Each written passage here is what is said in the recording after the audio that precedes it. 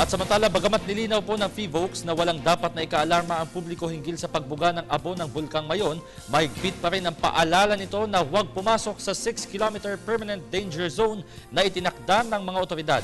Yan naman ang pinag-usapan sa report ni Bianca Piedad. Nilinaw ng Philippine Institute of Volcanology and Seismology of PHIVOLCS na walang dapat ikaalarma sa naging aktibidad ng Bulkang Mayon. Ayon sa PHIVOLCS, nananatili ang Alert Level 0 status sa Mayon Volcano. Ibig sabihin, walang napipintong pagsabog mula sa bulkan.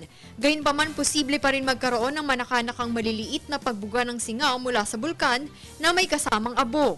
Katulad ito nung gumamit ka ng pressure cooker, nagpakulo ka ng tubig, pag nagkaroon na ng steam, napapaangat niya yung takip ng pressure cooker. Kung hindi mo i-release yung pressure, talagang gumagalaw siya, no? Minsan nga napapaalsa talaga. Ganun kanina.